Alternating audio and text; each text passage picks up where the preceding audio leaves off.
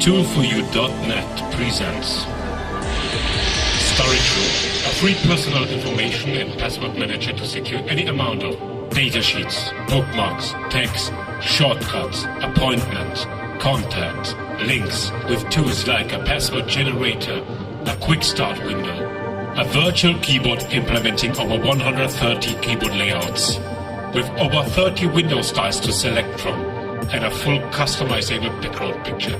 Securing your data in details not only on hard disk, but keeping any critical information highly encrypted in memory, even while viewing and editing. Take a brief look how Storage Room looks and feels. First, we create a table to store passwords and shortcuts, so we add a table grid sheet, select the pre-designed application template, customize the layout, add a game shortcut by drag and drop, and start the game through the pop-up menu. Assume we need to create a new game account. We switch back to Storage Room, enter our username and create a new secure password by the password generator. Now we transfer them back to the game by the default hotkeys. Press Ctrl 5 to transfer the account name, twice Ctrl 6 for the password, and a tabulator in between. Ordinary logins can be completed by the Ctrl 2 hotkey combination. This will transfer the username, simulate a tabulator keystroke, transfer the password, and finally simulate an enter keystroke.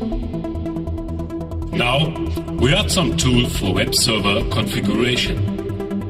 Insert the server login details and group the two shortcuts by their category. We will further add one more shortcut to a game portal and store the account data. It is possible to add shortcuts of documents too, so we add a Storage Room container file, a severe server configuration document, and a Storage Room database. It is possible to change the display caption, the file link, and the command line of any shortcut too. Beside the pop-up menu, shortcuts can be started or viewed by double-click or enter keystroke. You can create a unique icon for each datasheet. With this simple icon tool you can bring up by right-click. We will further on create a second table to store our accounts for all forums and online portals. So this time we pick the online account template and customize the table layout to fit our needs. We will simply drag and drop the desired links out of the browser onto the Internet Favorite field in our table.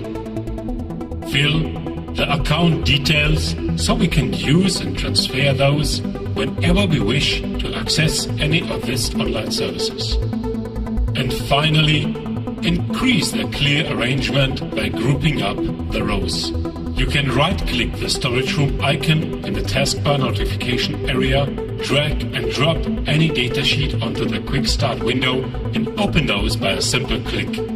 Let's add a bookmark datasheet. Import all bookmark and press the Learn button to teach a bookmark any of our user interactions.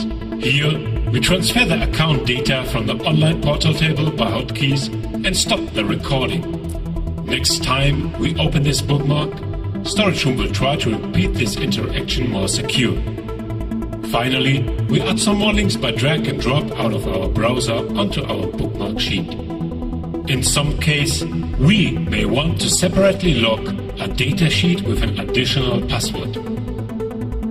Sort and organize our datasheets in the customizable folder structure, or lock the complete content of a folder to protect it until we provide the password to open up the folder again. It is even possible to sublock folders and datasheets inside another folder. If we now want to open the inner datasheet, we need to provide both passwords to open up both locked folders. We can use the Notepad sheet to store any private or secret text inside Storage Room. In our case, it is the server SSL certificate we need to secure from undesired access. For all dates and appointments, we can use a calendar sheet. It is possible to create recurring appointments and to configure Storage Room to remind you about any appointment too.